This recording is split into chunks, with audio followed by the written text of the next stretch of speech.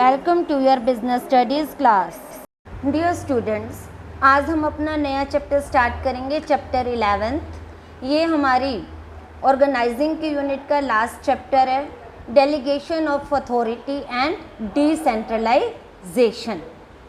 देखो, ऑर्गेनाइजिंग में, organisation structure में हमने डिफरेंट पोस्ट बनाई थी, एक तरह से स्ट्रक्चर तैयार किया था। और जो डेलीगेशन ऑफ अथॉरिटी है, that is a cement that binds the formal organization together। जो डेलीगेशन ऑफ अथॉरिटी है, जिस तरह से एक मकान को तैयार करने के लिए ईंटों के बीच में सीमेंट लगा के उन्हें बाइंड किया जाता है, उसी तरह से अलग अलग पोस्ट के लोगों को किस तरह से एक ऑर्गेनाइजेशन के उद्देश्यों को प्राप्त करने के लिए बाइंड किया जाएगा, that source is called delegation of authority. जहाँ टॉप लेवल से लोअर लेवल को अधिकार दिए जाते हैं ताकि वो अपने कार्यों को सही तरीके से कर सकें। Meaning of delegation of authority. Delegation of authority क्या होता है?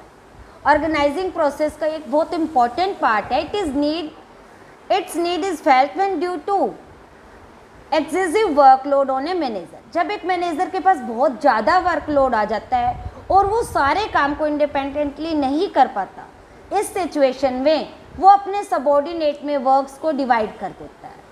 बट जस्ट में डिवीजन ऑफ वर्क, लेकिन सिर्फ काम को बांट देने से सक्सेस की गारंटी नहीं मिलती। इसीलिए सक्सेसफुल प्राप्त करने के लिए अथॉरिटी उन्हें अपने सबऑर्डिनेट्स को कुछ अधिकार भी देने पड़ते हैं। तो डिवीजन ऑफ वर्क के साथ असाइनिंग अथॉरिटी भी परफॉर्मेंस को अच्छा करने के लिए बहुत ही जरूरी है। F.G. मुरे ने एक डेफिनेशन दी है डेलीगेशन ऑफ अथॉरिटी की। Delegation of authority means assigning work to others and giving them authority to do it. दूसरों को काम असाइन करना और उसको करने के लिए अधिकार भी देना। ये हमारे पास थियो हेमन की डेफिनेशन है।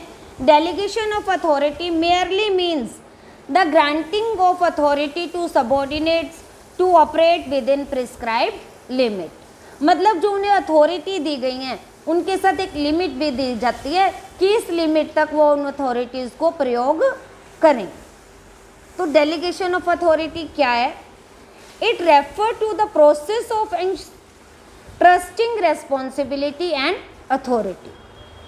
मतलब अधिकार और उत्तरदायित्व दोनों देना एंड क्रिएटिंग अकाउंटेबिलिटी। जब एक व्यक्ति को हम कोई काम देते हैं और उस काम को करने के साथ साथ उसको करने से रिलेटेड अधिकार भी देते हैं, तो उसकी अकाउंटेबिलिटी जवाबदेही बन जाती है of the person to whom work और responsibility has been handed over. जिस व्यक्ति ने उसको उत्तरदायित्व दिया था, अब वो अपने काम को पूरा करने के लिए फुल्ली रेस्पॉन्सिबल है और अकाउंटेबल भी है, उसे जवाब देना होगा।